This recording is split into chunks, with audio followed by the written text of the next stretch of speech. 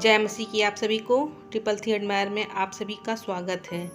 लूत की पत्नी आखिर नमक का खंबा कैसे बनी, चलिए जानते हैं इसके बारे में आगे। यह कहानी बाइबल के पुराने नियमों में उत्पत्ति की पुस्तक में पाई जाती है और इसका संदेश कहानी का परिचय लूत कौन थे। लूत अब्राहम के भतीजे थे और अब्राहम की तरह ही वे भी परमेश्वर पर गहरी आस्था रखते थे। अब्राहम और लूत दोनों ने एक साथ यात्रा की और बहुत समय तक साथ रहे। धीरे धीरे दोनों का परिवार और धन संपत्ति इतनी बढ़ गई कि उन्हें अलग अलग जगहों पर जाना पड़ा। लूत ने सदोम नामक एक समृद्ध शहर को अपना बनाया। हालांकि सदोम और उसके पड़ोसी शहर अमोरा में पाप, अन्याय, दुष्टता का बोलबाला था। सदोम और अमोरा शहर के लोगों ने ईश्वर की शिक्षाओं का पालन नहीं किया था। यहाँ तक कि उन्होंने ईश्वर का नाम छोड़ दिया था और स्वयं के मार्ग पर चलने लगे थे। यह शहर एक नकारात्मकता का प्रतीक बन गया था, जहाँ बुराई का बोलबाला था। लूत ने अपने चारों ओर यह पाप और अन्याय देखा, फिर भी वह उन लोगों में से एक अच्छा और परमेश्वर का भक्त बना रहा।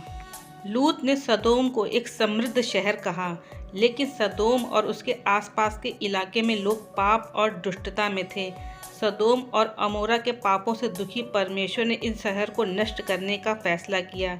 परमेश्वर ने अपने दूतों के माध्यम से लूत को यह चेतावनी दी कि वे और उसके परिवार सदोम को छोड़कर चले जाएं। लूत और उसके परिवार ने शहर को छोड़ दिया। सदोम और अमोरा को नष्ट करने की मुख्य वजह वहाँ समलैंगिकता को और कहीं न कहीं अतिथि निरादर करने का भी एक श्राप था। यहाँ पर सवाल है कि लूत की पत्नी नमक का खंभा क्यों बनी। यह कहानी बाइबल के पुराने नियम की उत्पत्ति में मिलती है।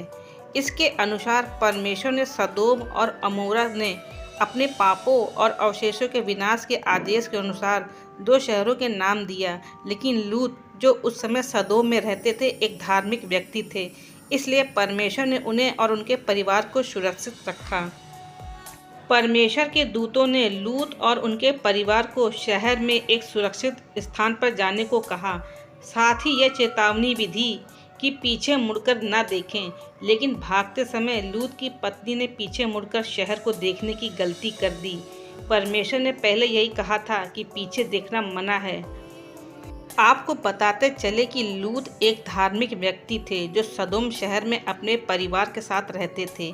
परमेश्वर ने उन्हें अपने धर्म और सज्जनता के कारण इन दुष्ट लोगों के बीच बचाए रखने का निश्चय किया और अपने स्वर्गदूत के माध्यम से लूत को इस विनाश से सुरक्षित पथ का मार्ग दिखाया। परमेश्वर के दूतों ने लूत और उनके परिवार को आदेश दिया कि वे सदोम को तुरंत छोड़ दे और अपने प्राण बचाने के लिए बिना पीछे मुड़े एक सुरक्षित स्थान की ओर भागे।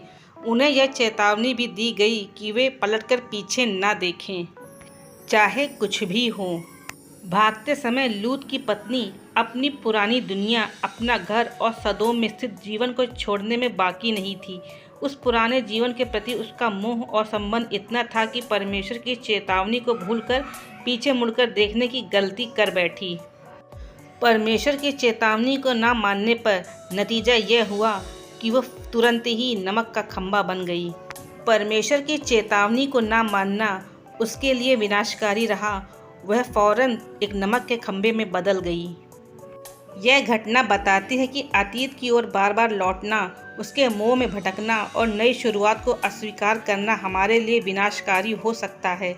परमेश्वर ने उन्हें भविष्य में आगे बढ़ने का अवसर दिया था, लेकिन अपने अतीत को पीछे न छोड़ने के कारण उन्हें यह खोना पड़ा। इस कहानी का एक गहरा इतिहास और आध्यात्मिक महत्व है। लूत की पत्नी जो नमक का खंभा बन गई सिखाता है कि अतीत में रहकर हम वर्तमान में जीवन का आनंद नहीं ले सकते हैं और भविष्य की ओर नहीं बढ़ सकते हैं।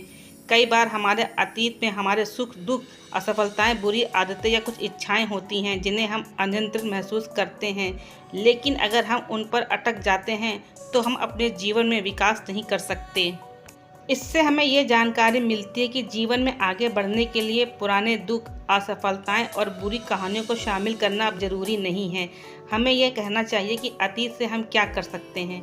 इससे अधिक महत्वपूर्ण यह है कि हम वर्तमान में क्या कर रहे हैं और भविष्य में हम क्या बन सकते हैं।